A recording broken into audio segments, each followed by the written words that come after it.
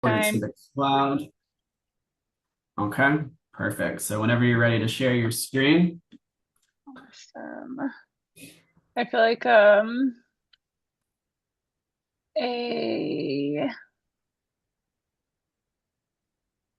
where am I? Don't mind my sorry. email, guys. Sorry. I feel like a grandma trying to figure this out. There we go. All right, can you guys see this okay? Now we can, yeah. Okay, perfect. Well, as the title says, all things title. Hi, guys. Thank you guys for taking some time to be on here today. My name is Jessica Berch. I am with NH Title Group. We're an affiliate of North Group Real Estate, but we're not limited to just North Group transactions. A large portion of my job is actually building relationships with the real estate closing attorneys that you guys work with, because they are the ones kind of in the middle of the title part of the transaction. So I'll kind of get into that process and how it works, but that's just a little bit about where I'm currently at. I've been in the industry for a little over 10 years now, I guess. I started on the processing side, working on like the pre and post closing parts of the transaction, and then was not meant to sit in a cubicle and found myself moving over to sales, and it's been wonderful. So, oh, well, here we go. So basically, my position, I work for a title insurance company, and in North Carolina, we work as a third party to the transaction to process title insurance. It varies from state to state. So I believe, Hayden, you mentioned being in Florida. I know you are working with settlement companies down there where the title company actually handles the closing and title insurance. So it varies state to state. I'm currently licensed in North and South Carolina, so those are the two that I operate in, and that's what our company operates in. But I'm always here to help guide and answer any question that you might have, even if I might not know the answer. I'll still try and find a way to find it for you. So today we're going to cover behind the scenes, where we kind of get hiccups in the transaction, and how title insurance impacts you guys beyond the closing. And then we'll have some time for Q&A, but also feel free to interrupt me if you guys think of a question in the middle of this. I'm a very conversational speaker, so happy to answer questions as they come up. So title insurance is a very small part of the transaction, but it can also be a very large part of the transaction if any of you guys have ever worked on a deal with a title issue. When you are working with the buyer's agent, or when you're working with a buyer, they're going to be the ones that are purchasing title insurance. So, as a buyer's agent, you're really going to be the one concerned about title insurance. But as a listing agent, there's also going to be some things that you can do preventatively just to make sure that there's not going to be any hiccups on your end. So, North Carolina and South Carolina, the closing attorneys are going to be the ones that handle the title search. So, after you go under contract and you submit that contract to the attorney and you set up a closing date, they're going to start working behind the scenes with all your different parties to get set up for closing. And they're also going to do a title search. Every state has different regulations for what this title search looks like. In North Carolina, it's 30 years. In South Carolina, it's 40 years. I'm not sure about Georgia and Florida, but basically that means they have to go back into the history of the title and look at anything that's happened over the prior conveyances that might come forward to create issue or needs to be addressed. In North Carolina and South Carolina, they have to go back that certain amount of time. However, if someone buys title insurance when they convey, there's been a title search done already on that transaction. So it's really beneficial for the attorneys if there's been a conveyance in 2015 and they bought title insurance, because that attorney can then use that title insurance to basically say, hey, everything before this date has already been searched and is clean and cleared. So now we just have to search back to 2015 instead of back to 1995, six. Gosh, it's 2026 now. After working this for 10 years, every year you lose like one more year on that 15-year or 30-year date and I lose my time. So, as an agent, where you guys fit into this is hopefully you just don't have to. Ideally, you guys don't have to worry about anything on the title end and on the title insurance end because your attorney is going to be the one that is handling that. If there is a minor issue, your attorney probably won't even tell you about it.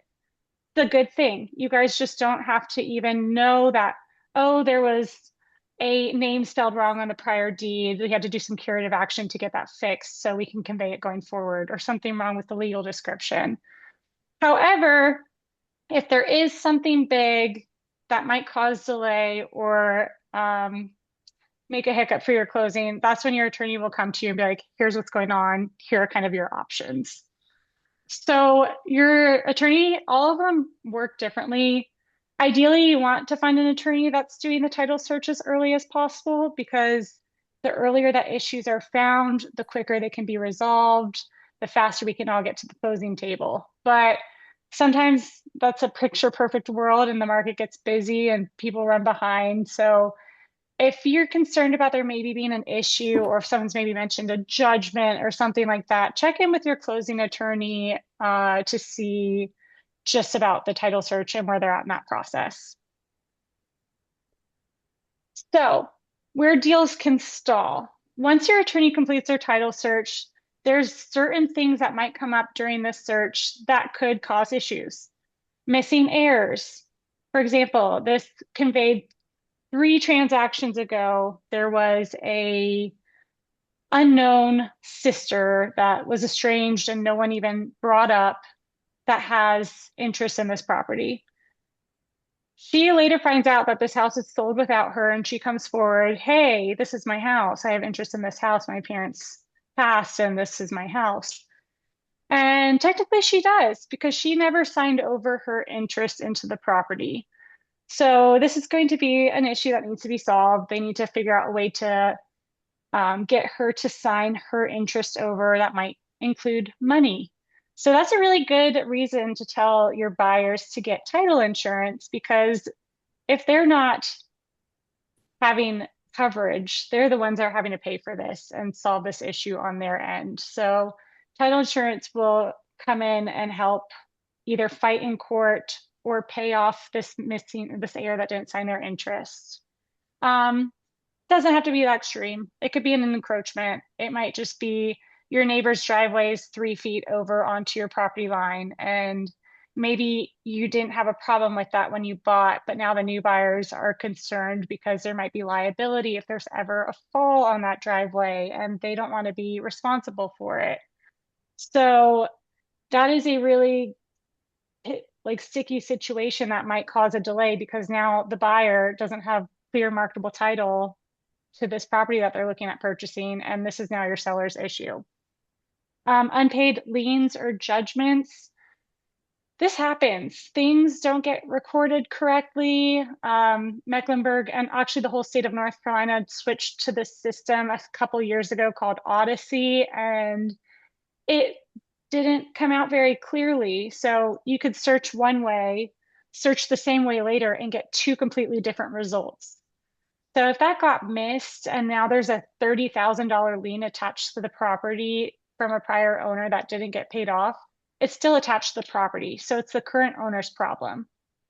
Clerical issues, this could be minor. It might be, again, a name was spelled wrong, could be major. And I've heard of a situation before where one of our attorney clients was conveying a townhome from one party to the next. And she did a little bit digger deeping on the properties and she realized the houses had gotten switched. It was a duplex situation or a townhome situation. And one of the legal descriptions for one address was actually for the other one. And the other address had the wrong legal description. So these houses, the neighbors were living in the wrong houses technically. So they had to do curative action to get the right legal descriptions for both of the current owners so that they could convey the property and it be the actual right property that they're conveying. And that can take time. Yeah. So those are just some examples. The biggest things that you guys can do as agents for this is to set expectations. set expectations, especially to home buyers, because I know everyone's like, oh, clear to close. We want to get there. We want to close in 20 to 30 days. There's things that happen that you cannot foresee sometimes. And I know you guys know this working as realtors. You guys have seen crazy stuff. But just set those expectations. Don't be like, oh, this is clean and clear and easy. And then all of a sudden, boom, there's a judgment attached to the property for $80,000. And that's more than the seller is going to be able to profit. So now there's new considerations in this. The other thing that I would highly, highly, highly recommend, if you can, is to get a survey done. I know that can be hard. You're asking a lot of your buyers already between inspections, appraisals, all the things. But a survey is going to tell them exactly what they are buying. And if they are listening for those like red flags, oh, we can't wait to put in a fence for our dogs. Oh, we cannot wait to build this pool in a couple years. Listen for those things because they're going to need to get a survey done because you don't want them calling you back in 3 years when they do decide to put that pool in and there's a huge easement in the middle of the back of the yard that they didn't know about. My other big unsolicited advice, but truly one of the biggest things I've learned in this industry is please work with a real estate closing attorney in North and South Carolina, in Georgia and Florida. I know there's more settlement companies, but find someone that's reputable, that has done a lot of volume, that knows exactly what they're doing. You don't want Joe Blow, the general practice law person down the street who's not up to date on everything that's happening in the industry, all of the affidavits that need to be signed, everything that needs to be done correctly, because that's where issues happen. And that's where all of these prior missing heirs, encroachments, unpaid liens, that's where things like that happen because they're done by somebody that didn't know what they were doing. Sometimes it's not, but a lot of times that is the case. So please find someone that does this frequently and has worked through these situations because they're also going to have relationships with title insurance companies who will get them the best coverage as well. Listing agents, do as much due diligence as you can before listing the property. Ask about liens, judgments, all those things, anything that might be a problem on title.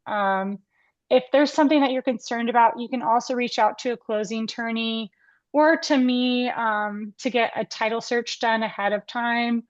It might cost some money. It depends on how far back in the chain of title they need to go. But sometimes it's worth it if you think that there might be an issue or you want to get things cleared up preemptively. For the title insurance side of it, which is what I do, and that's my bread and butter, it's a one-time premium paid at closing. A lot of buyers don't even realize they're getting it, but when their attorney's going through that closing disclosure, they'll see it on there. There's usually a lender's title policy, which covers Ian, or a lender's side of the transaction, and an owner's policy. This owner's coverage lasts through the entire duration of the buyer's ownership, and the lender's policy is through the loan being paid off.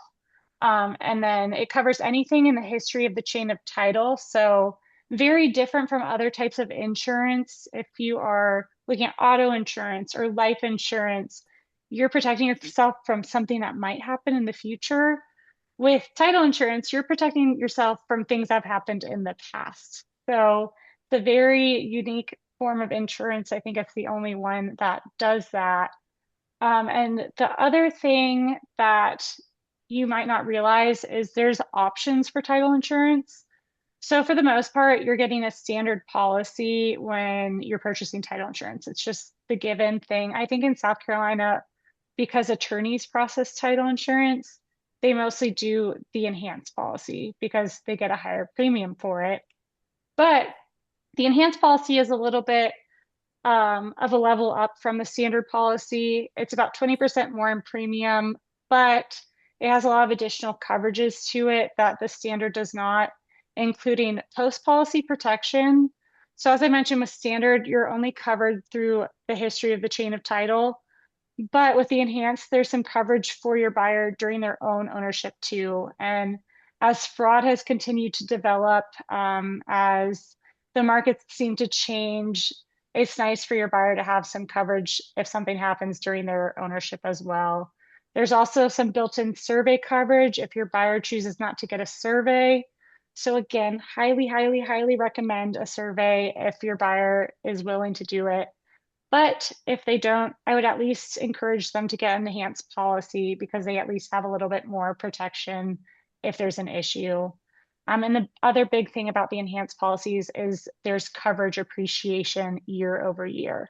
So if you buy a standard policy, you're covered up to the purchase price, but with the enhanced policy, it appreciates so up to 150%. So especially over the past 6 years, as home values have appreciated so much, if there were to be a claim that was worth the entirety of someone's home, and now their home's worth $400,000 instead of $300,000, they would like to have that extra coverage. Um, Jess, can I ask a quick question before you yeah, move on?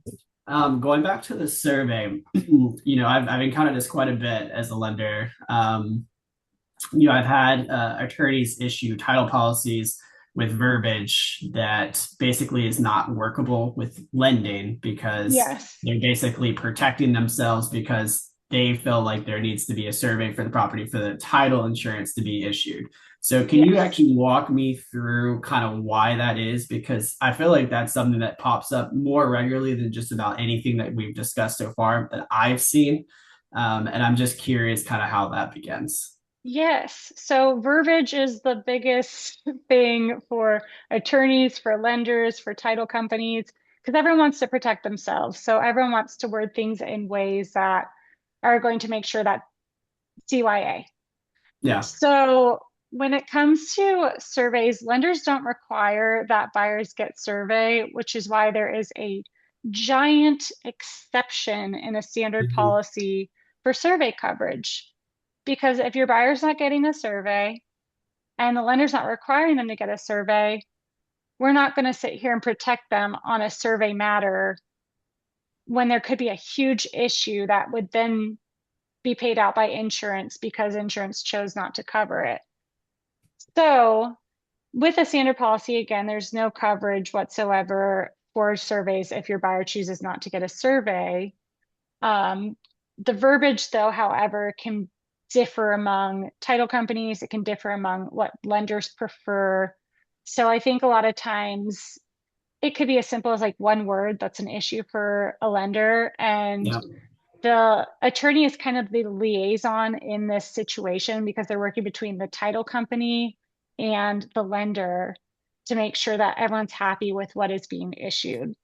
So there might be back and forth. There might be pushback from the insurance agency. There might be pushback from the lender. There might be pushback from the attorney.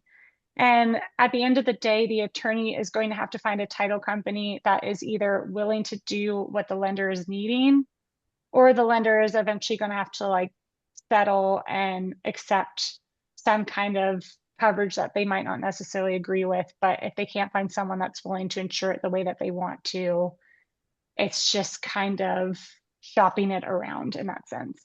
Does that make sense? Yeah, understood. Okay. Yeah, it's a challenge because again, it's just verbiage and everyone has different views on what they want it to say. I've seen Um, most attorneys when they run into these situations, they just require the clients to get a survey just so they yeah, can, not take exception on the yes, title. And then, of course, yes, that alleviates the challenges that were there to begin with. And so, yeah, absolutely. I've come across that much more over the last couple of years than at any point in my career, but Yeah. um, Well, it's and just if something that's I've like the noticed. straight to the source solution, that's going to be your best solution. It still might cause a delay in closing because now they're going to have to find a surveyor that can come out in time and get a survey done. Yeah. And gosh, if you guys know anybody that's looking for a career change, surveyors, we need them. I'm about to go learn how to do surveys because I got some quotes on my last purchase and woo, like, okay, I'm changing my career. But at the end of the day, when things are done right, it mitigates future problems, which again kind of goes back to working with seasoned professionals that know what they're doing with high volume attorneys, because they'll get these done and it might cause a delay. It might cause a problem initially, but it's going to save future problems that could really be problems when your buyer then goes to sell. And you want to help mitigate that as much as you possibly can because I have talked to agents who have gotten calls 5, 6 years later after selling properties from issues that, frankly, they weren't necessarily responsible for, but they could have probably helped from the first place. But again, also CYA, get your form signed that say that you've informed the buyer of getting a survey, even if they choose not to. Um, and just protect yourself so that way if they do come back in 5 years, you have, oh, hey, you see this form you signed right here? I told you about this and you didn't want it at the time. So um, that's kind of the gist of it. I didn't want to get too thorough with it because I would bore you guys to tears. But do you guys have any questions on title in general, title insurance? So I actually have a couple questions that I I wanted to go through. I've been very fortunate that I have not had to deal with too many title related issues, but I have had to deal with some. A lot of them Hmm. dealing with contractor liens, things that Yes. maybe weren't found in title searches prior to that seller's purchase that then popped up. Um, I've seen tax things pop up even on my own purchase Hmm. most recently a couple of years ago. Hmm. We were set to close on a date and then they checked one more time and IRS had filed a lien Hmm. against the sellers. And so I guess like when you're on the title side, when you guys are sorting through that in North and South Carolina, who is predominantly responsible for settling these? Is it going to be the attorney, or is it kind of an all hands effort type deal? It's mostly going to be the attorney. So what happens when they do that initial title search? They're going to search up to the date that they are searching back in the chain of title. But Yeah, things can happen in those 30 days of contract to close. There might be someone trying to rush sell a house because they're about to go into foreclosure, or situations pop up like that where stuff can happen that 30 days. So before that final policy is issued, the attorney's going to do another title check just to see what's happened in those past 30 days. And if something's happened, halt. We're going to stop and we're going to get that figured out so that way we can make sure that we're taken care of.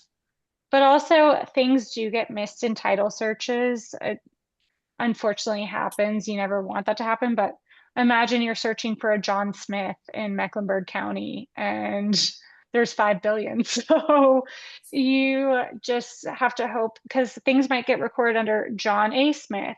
They might just get recorded under John Smith.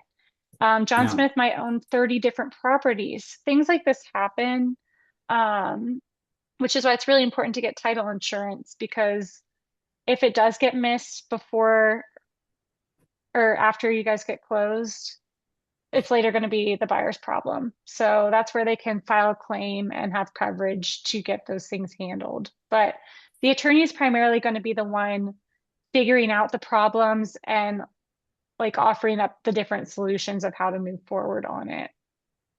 Understood. And going to the claims specifically. So let's just say worst case scenario, one of us here has a buyer that goes through the process and, 3 months, 2 years, 5 years, whatever, they get a ring or, I guess certified Mhm. mail that there's a claim on the property and there's, a court date or something.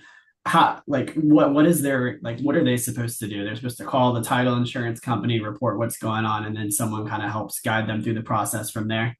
Yes. So we are just an agency. We underwrite for multiple different insurers. It's similar to like some mortgage companies that might underwrite for specific companies, but basically we handle the front end of the transaction, but the claims are actually handled by the insurer themselves. Ooh, So once you guys close, your buyer will either get a copy of their title insurance policy a couple weeks after closing from their attorney, or they might not get a copy, but your closing disclosure will state the title company on it.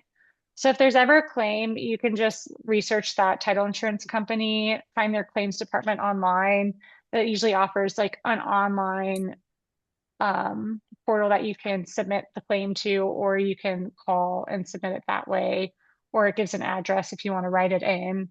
However, your um, buyer wants to handle that. But yes, they're going to have to just file a claim and work with the insurance company to see what they're willing to cover, what the solutions are.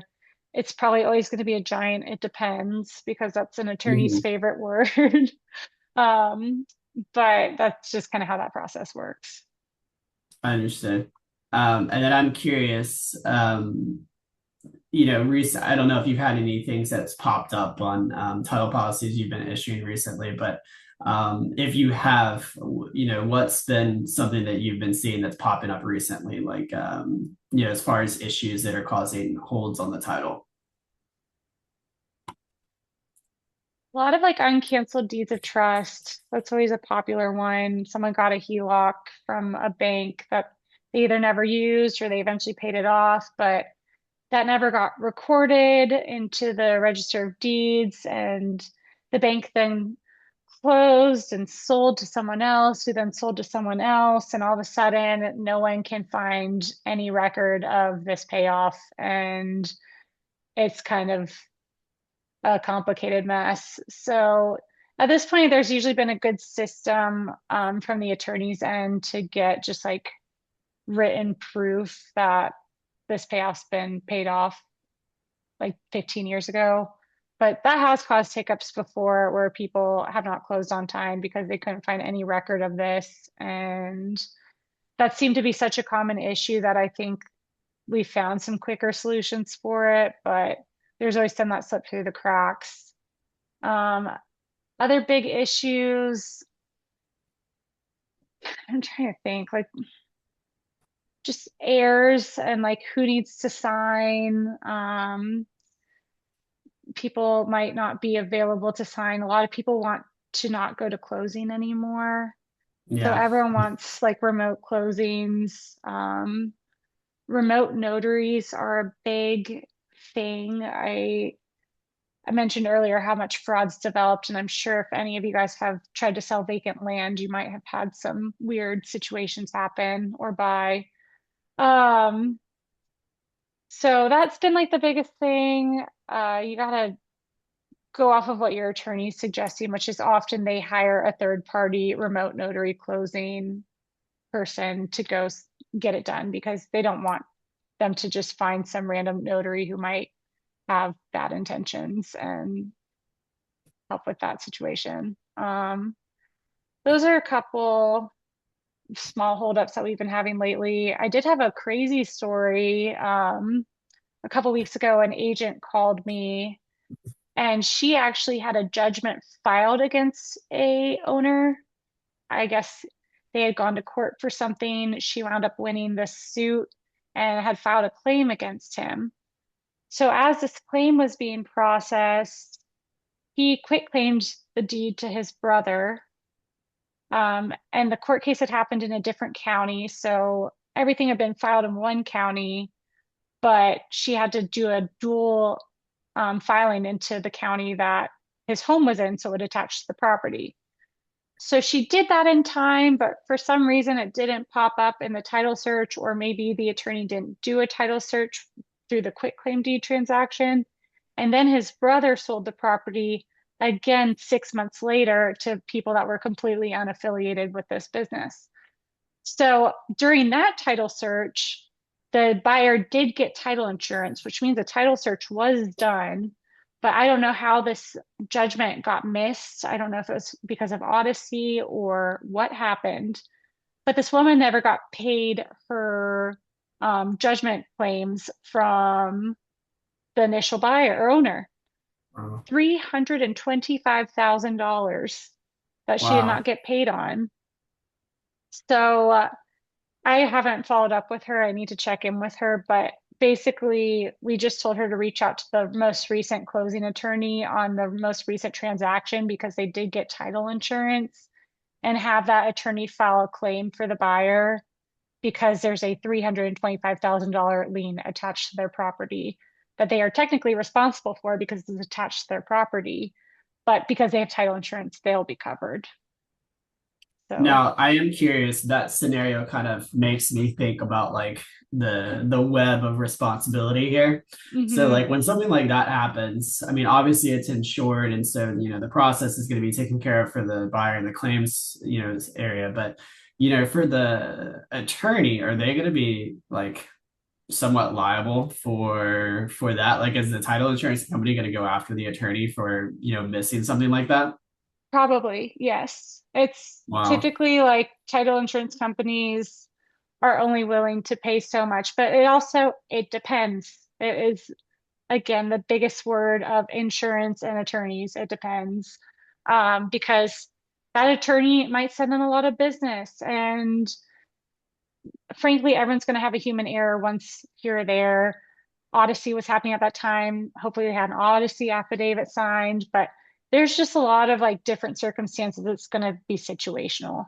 But if there ever is an issue that was something caused by the attorney's end, typically the title insurance company will also go after the attorney to recoup at least Mhm. some of that cost. Yeah, I can imagine. And I'm sure the attorneys have their own insurance for these types of things too. Yes, So, that's what E&O insurance is for. yeah, so everyone's kind of covered in some Yeah, way or yeah. another. I But mean, there's situations where the agent's responsible for something. And again, you do so much business that at some point something's going to happen. It might be your fault, might not be, but again, we all have things to fall back on because sometimes it's inevitable. We had another situation in Asheville last year.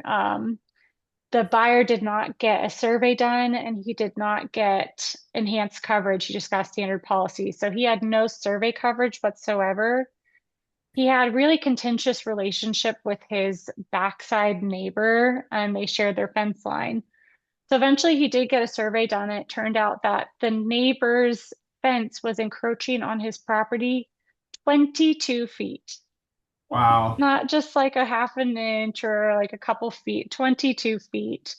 And to be dealing with that with someone that already is contentious and already has like problematic relationships, I can't imagine how that's resolved itself. But he called us and there was nothing that we could do about it because he didn't have a valid claim and he didn't get a survey done before closing. So there was really nothing, at least on our end, that we could do about it.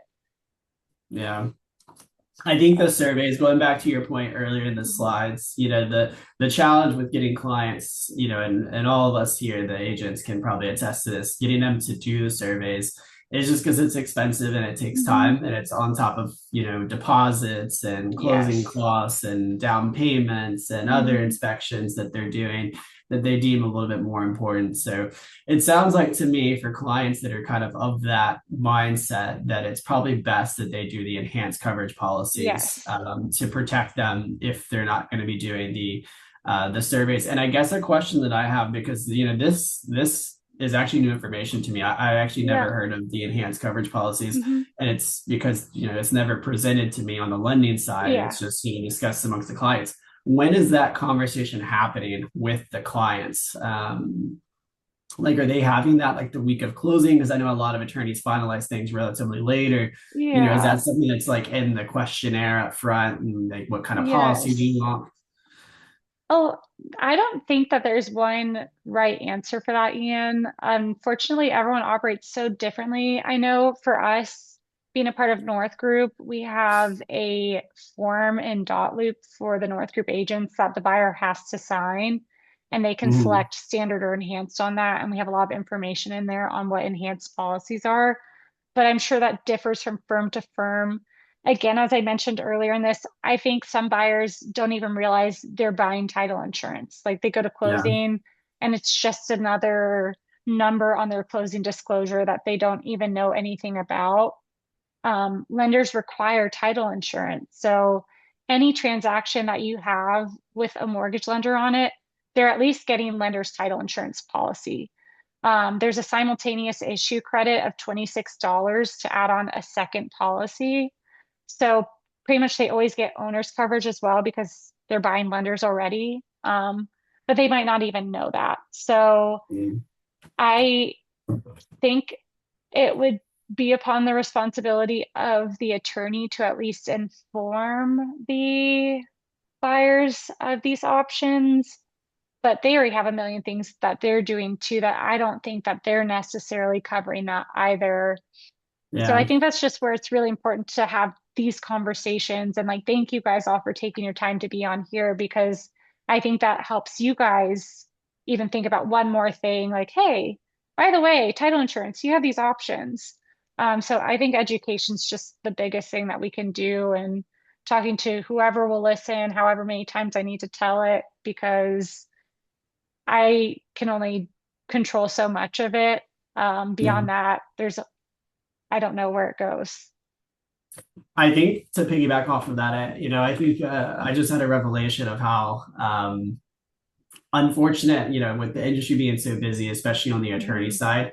I think a lot of clients are probably not getting the adequate education. So, for everyone on here, this is a way to stand out as a good agent to your clients because, Mhm. they may not know what options they have. And it's not necessarily our job to be experts on them. That's not our field, but it is our duty that if we know that there's these things that maybe get lapse in other areas of the business to maybe educate the clients to ask about. So for everyone on here, I think one thing I'm going to take away from this is part of my process is, when I do go over my numbers with clients, I always talk about owner's title policies and like why it says optional and why they still should get it.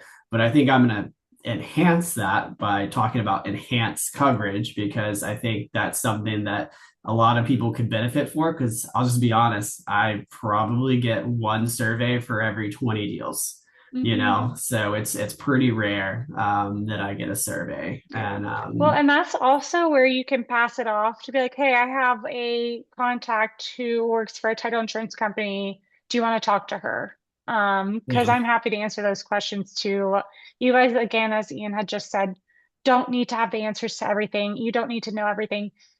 Guys have enough going on. You do not need to be title insurance experts either. But to at least like have that network and know someone that can help with that, that's where you can kind of take that pressure off of yourself and pass on to me because I'm happy to do that. for sure. Now I've asked a ton of questions here, so I'm gonna hold my tongue here. You know how much I can talk, Jess, but for everyone else here that's been holding a question back for like 15 minutes, who's got a good question for Jess that you think that she could maybe enlighten you on? Gotcha. Okay, I have a question, Jess. Hi. What if it's a cash deal and they're not using a lender? That is a great question. So, if it is a cash deal, they'll only need to buy an owner's policy. And as Ian had mentioned, it's optional. So, it's not something that they necessarily have to buy, but it's something that obviously I would highly encourage because Okay. I'm selling it. But at the same time, it is a drop in the bucket on this massive investment that they are putting all this money into. You wouldn't buy a huge thing for yourself and not protect it in every possible way that you could because again, there might be a $325,000 lien attached to it that they had no idea about because it conveyed from three parties so quickly and it got missed because there was a whole change in the system through the county, and now your owners are going to be responsible for this $325,000 lien because they don't have owner's title insurance. Okay. So a So, owner's policy is yes. what? Okay. And it's a one-time payment. It's paid at closing. The good news is most good attorneys are not even going to question adding title insurance onto it. They're just going to do it. Yeah. So if you were to look back on most of your closings and just look through the CD, you're often going to see title insurance on it because most high volume real estate attorneys get it regardless, even if there's not a conversation done for it, because it's not only protecting them in a sense, but they know it's like in the best interest of your buyer, and that's who they're working for. And then also encourage the enhanced policy. Even if Yes, it's okay. yes. All right. I think I'm so frustrated with the fact that I've been doing this 11 years that I've never known that existed. Like Yeah, no. not one title insurance rep has ever told me that I that was also, a. quite frankly, and I've been doing this for 10 years, the past year or two have really taken off with enhanced. It's always been an option, but it really hasn't been pushed very much in the industry. Mhm. Um, I think as again, fraud has continued to develop so much and it has been escalating in ways that we're not sure where it's going. Attorneys are been more accepting of doing the enhanced policy because it's a better protection for the buyer. And I think initially they were apprehensive against it because they didn't think the benefits outweighed it. Oh no. Uh, Oh, I think we lost Jess. I had a good question for her. I was going to ask about new construction. I'm not sure if any of y'all have dealt with new construction, but clients, that's the one I get the most pushback on from the lending side when my clients are asking about the owner's title policy. They always want to say, well, it's new construction, so how many issues can happen? So I'm curious what Jess's response is on that. Hi, sorry, my computer just died so quickly. Does that You're ever happen? mine goes from 20% to 5 pretty fast. It just gave me like the little warning, up your battery's low, and then it just went out. I'm so sorry. I had a follow-up question, or not, I guess not a follow-up question, but kind of a different track question. So Hmm. new construction, I get a lot of clients that will push back on the owner's title policies on new construction. And it's specifically because they're Yes. like, it's new construction, what could possibly go wrong? But I mean, I'm very aware of a lot of things, but could you Yes. elaborate on kind of the stuff that you've seen in the past? Yeah, absolutely. I am sure anyone who's worked in any kind of new construction has realized how many issues new construction can cause. Yeah, it's new, but the title's not. That land Right. has been there since the king. So just because it's new does not mean that it's new in the sense that people have owned this land in the past. And there's always title issues that could arise because the issues are not against the house itself, but they're against the land and the property itself. So, and especially with surveys, again, as I mentioned earlier in this conversation about the townhomes that were just completely crisscrossed, just because it's new does not mean it's necessarily done right. There could be errors from the survey. There could be something that they added on after the fact that's not within the property lines. There's all sorts of issues. And again, if your buyer's not getting a new survey done, they're not going to have coverage with a standard title policy. There are some situations where we will insure over a prior survey from a past owner, but it has to be within a couple of years. And the seller also has to be willing to sign an affidavit that says that they've made no changes to the property, which a lot of times they're not willing to take on that liability. So again, just because something's new doesn't necessarily mean it's correct. And also, your buyer's still not going to have coverage. Awesome. Yeah, I appreciate you answering that. Mhm. You know, the part where you said it's been land since the king, I think people don't really think about that. They don't think Oh, about how yeah. old land is, how many different things can have popped up in the past, you know, that Hmm. wasn't resolved and may not get flagged until many years down the line. So that makes a lot of sense. Oh, yeah. Uh, does anyone else have any questions for Jess? I know we're a little past our typical time here, so I want to be cognizant of that. But if anyone has any good questions, definitely want to get them answered. yes, I wanted to ask, does the extended title search it does apply to land for what you just said? Because I was wondering, like, usually with the land transactions, it takes some time because of the survey. And I Hmm. noticed like a couple of people they getting it done like in a week or two, and I'm like, what's going on here? So with you stating that, I wonder these guys knew about it and never said anything. As For far as the extent, enhanced. yes.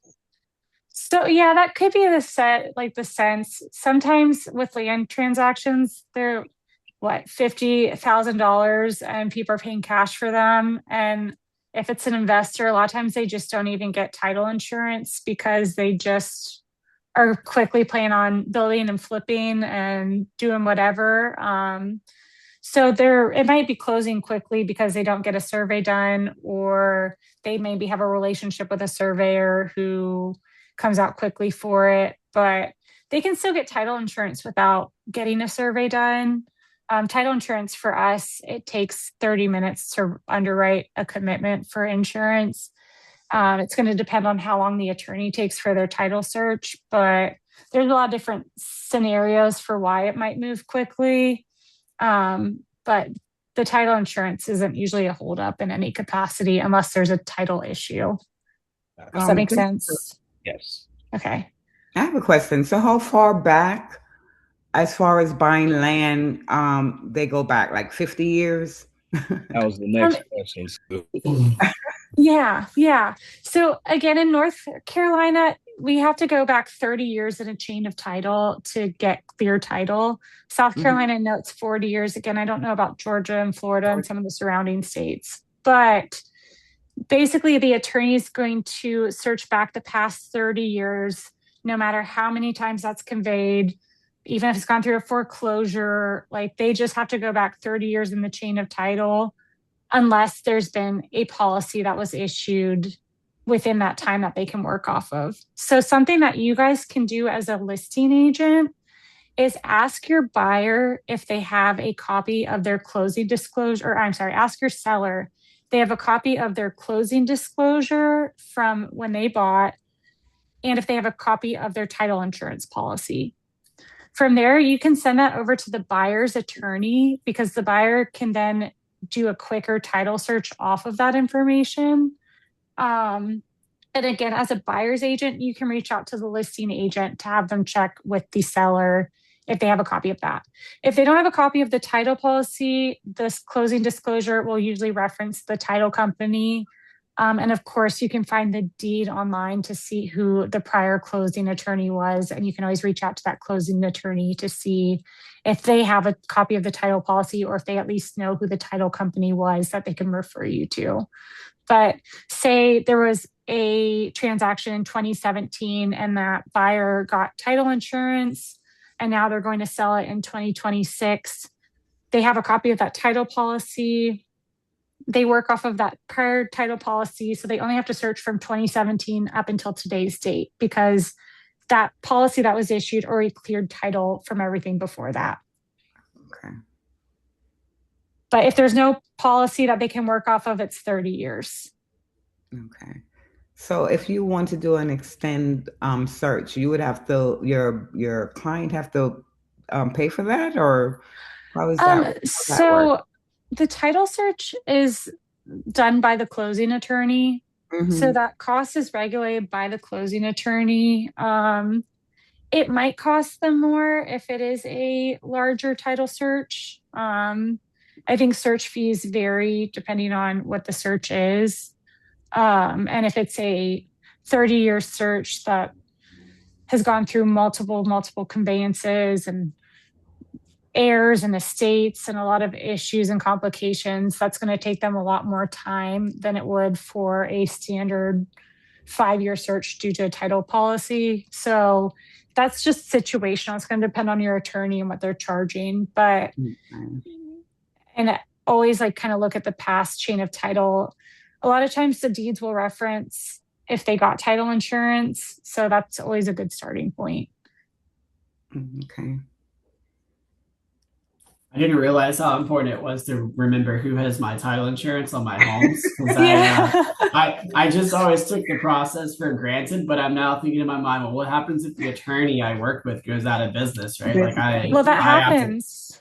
I need to, the title insurance, for some reason I just always assumed it'd be easy to reference, but yes, without having to call every title insurance company in America, if my attorney goes out of business, I probably should figure that out. Oh, truly. And the other part with it too is it might come out in the mail a couple weeks later. You might just throw it out. It might be something. So your closing disclosure, again, will always state that. But we on our end as an agency underwrite for 4 different insurers.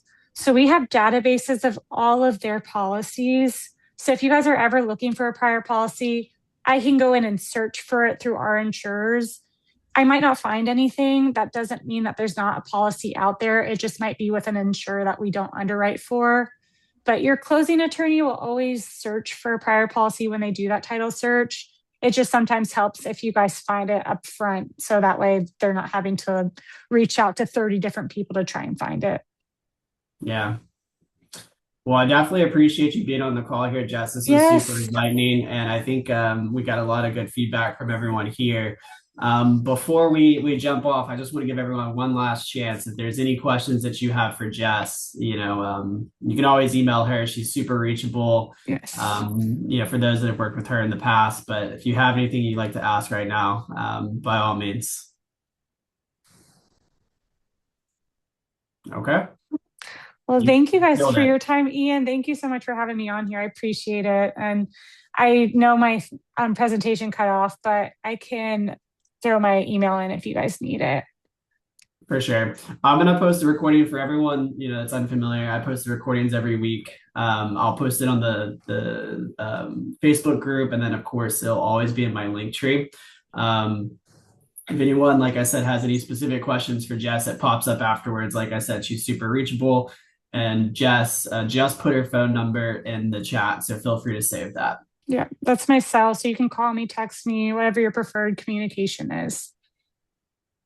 Awesome. Well, listen, like I said, I appreciate it. And I hope everyone has a great rest of their Tuesday and a great week.